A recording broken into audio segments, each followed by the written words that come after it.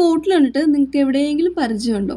വീടിനടുത്ത് ഹോമിയോ ആശുപത്രി ഉള്ളവർക്കും പിന്നെ ഹോമിയോയിൽ എപ്പോഴും പോകുന്നവർക്കും ഈ ബോട്ടിൽ അത്ര പരിചയക്കുറവ് വരാൻ ചാൻസ് ഇല്ല. ഹോമിയോയിലെ ഗുളിക തരുന്ന ആ ബോട്ടിലാണ് ഈ ബോട്ടിൽ. ഇന്നത്തെ ക്രാഫ്റ്റ് ഇത് വെച്ചിട്ടാണ്. അപ്പോൾ ഞാനൊരു പഴയ ക്രയോൺ എടുത്തു. ആ ക്രയോൺ എടുത്ത് കുറേ നാളായത് കൊണ്ട് തന്നെ അത് ഫുൾ പൊടിയൊക്കെ പിടിച്ചിരിക്കുകയായിരുന്നു. എടുത്തപ്പോൾ തന്നെ ഞാൻ ഞെട്ടിപ്പോയി. കാരണം അതിൽ കളർ പോലും കാണാനേ പറ്റുന്നുണ്ടായിരുന്നില്ല. പിന്നെ ഞാൻ അതിൽ നിന്ന് 2 കളർ എടുത്തിട്ട് അതിൽ പൊടിയൊക്കെ മാറ്റി അതിങ്ങനെ ചീകി എടുത്തിട്ടുണ്ട്. ഞാനിവിടെ ബ്ലൂവും യെല്ലോയും കൂടിയായിട്ടാണ് എടുത്തിരിക്കുന്നത്.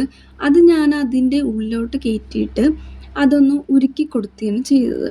ഉരുക്കി കൊടുക്കുമ്പോൾ നല്ല ഒരു ടെക്സ്ചർ ആവും എന്നാണ് എൻ്റെ പ്രതീക്ഷ. പക്ഷേ എൻ്റെ പ്രതീക്ഷകളൊക്കെ തെറ്റിച്ചുകൊണ്ട് അത് ഫുൾ അങ്ങ് കൊളായി കഴിഞ്ഞ്.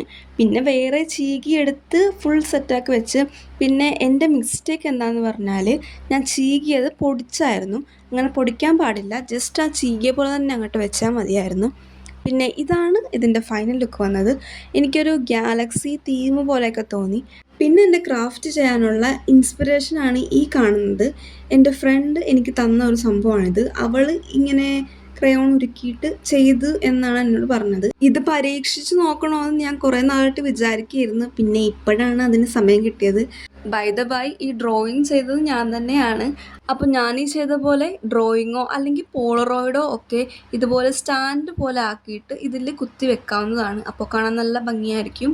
അപ്പോൾ ഇത്രയേ ഉള്ളൂ ഇന്നത്തെ വീഡിയോ. താങ്ക്